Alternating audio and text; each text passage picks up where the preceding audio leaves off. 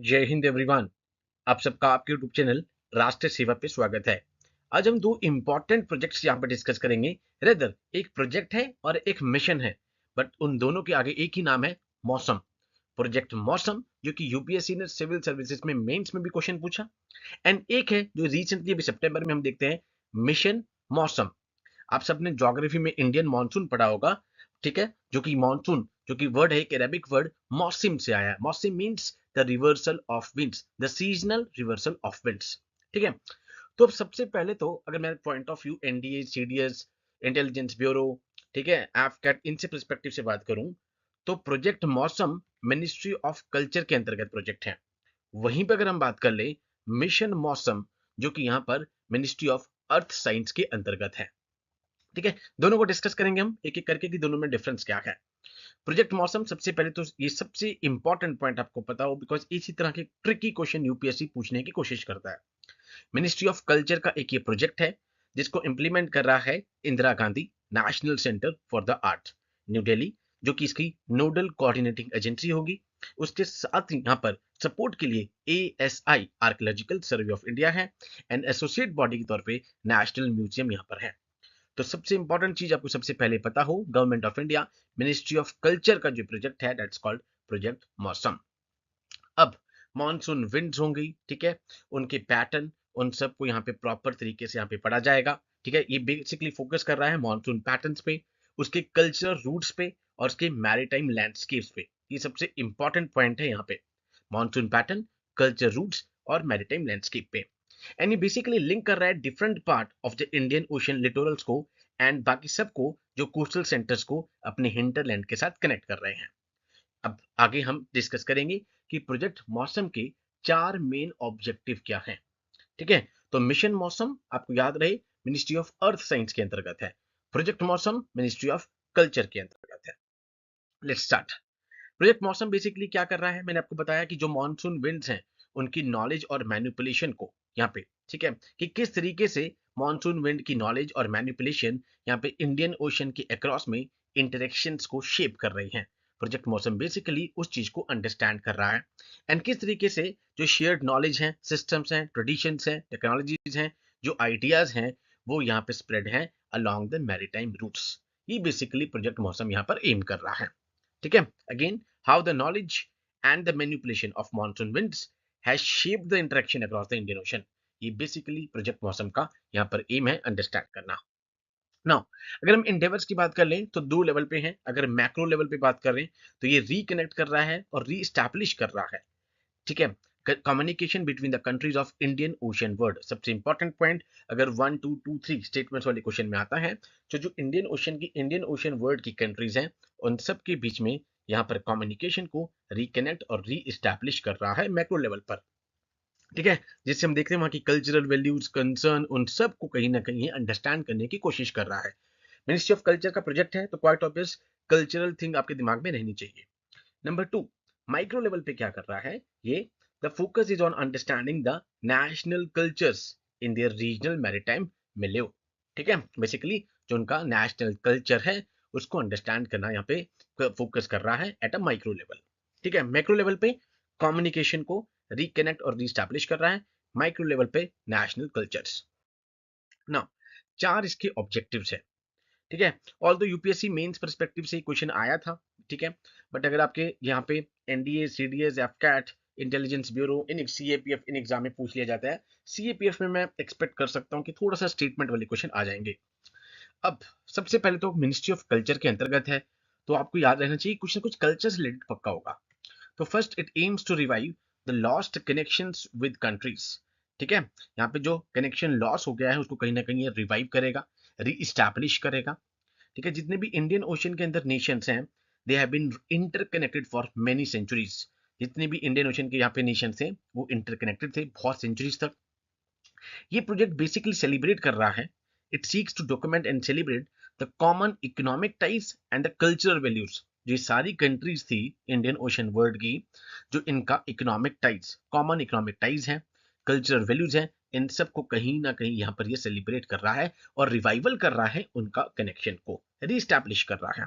ठीक है, यहाँ पे basically strengthen the connections between the countries in the Indian Ocean sphere and to set a precedent for the future cooperation, आने वाले time के लिए एक प्रेसिडेंट तैयार करके जा रहा है। ठीक है, ये फर्स्ट ऑब्जेक्टिव है। सेकेंड ऑब्जेक्टिव यहाँ पे, it create the connection and relationship to the existing world heritage sites. कहीं ना कहीं यहाँ पर एक प्लेटफॉर्म प्रोवाइड करेगा जिससे कि जो कल्चर और नेचुरल वर्ल्ड हेरिटेज है, ठीक है, इंडियन ओशन की, वो आपस में लिंक होंगी।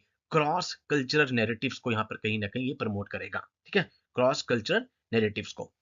Third, it basically wish to redefine the cultural landscape by identifying the gaps in the world heritage sites and filling through, creating relationship between the existing site of the culture and natural heritage। तो basically जो gap create हो गया है यहाँ पे, उसको ये fill कर रहा है। ठीक है, एंड कहीं ना कहीं जो कल्चरल लैंडस्केप है उसको दोबारा से रीडिफाइन कर रहा है, सो दैट उन गैप्स को आइडेंटिफाई करके फिल किया जा सके between the cultural and the natural heritage sites. ठीक है, थर्ड वन।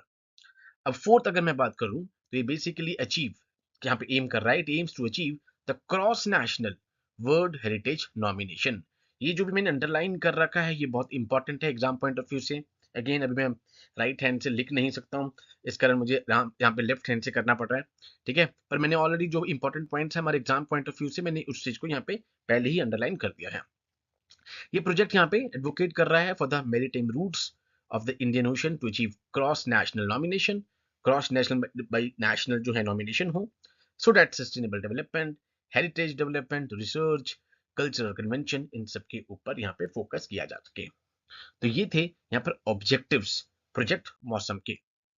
एक हमारे पास है मिशन मौसम। ठीक है, मिशन मौसम आप देख रहे हैं कि 11 सितंबर 2024 की कैबिनेट का डिसीजन था, जिसमें यहाँ पर क्लाइमेट स्मार्ट भारत क्रिएट किया जाए and weather ready, weather ready and climate smart Bharat को क्रिएट करने के लिए मिशन मौसम लाया गया। ठीक है, अब एक multi facet and transformative initiative था जो कहीं ना कहीं इंडिया के वेदर और क्लाइमेट रिलेटेड जितनी भी साइंस है, रिसर्च है, सर्विसेज है, उन सबको यहाँ पर ये बूस्ट करेगा। ठीक है, it will help better equip stakeholders, citizens, last mile users. ठीक है, जितने भी एक्सट्रीम वेदर इवेंट्स होते हैं उसको टैकल करने के लिए और क्लाइमेट चेंज के इम्पैक्ट को टैकल करने के लिए। इंपॉर्टेंट क्या है यहाँ पे, ठीक है, कि ये हाई एक्यूरेसी पे सारा कुछ यहाँ पे जो भी वेदर और क्लाइमेट से इंफॉर्मेशन है यहाँ पर देने की कोशिश करेगा। एंड सबसे इंपॉर्टेंट जो आपको एग्जाम में पूछा जा सकता है कि यहाँ पर कौन सी मिनिस्ट्री है nodal ministry, because project Mausam के अंदर मिनिस्ट्री ऑफ कल्चर आएगी, बट जब मिशन मौसम आएगा तो मिनिस्ट्री ऑफ अर्थ साइंस इसको इंप्लीमेंट कर रही है 3 इंस्टीट्यूट्स के through. Number 1, India meteorological department. Number 2, Indian institute of tropical meteorology. Number 3, national centre for medium range weather forecasting. ठीक है, तो सबसे इंपॉर्टेंट थिंग यहाँ पर आपके पास है प्रोजेक्ट मौसम, बिकॉज ऐसा हो सकता है कि मौसम देख के आपके दिमाग में डायरेक्ट यही आए। तो प्रोजेक्ट मौसम को कल्चर मिनिस्ट्री कर रही है, मिशन मौसम को मिनिस्ट्री ऑफ अर्थ साइंस।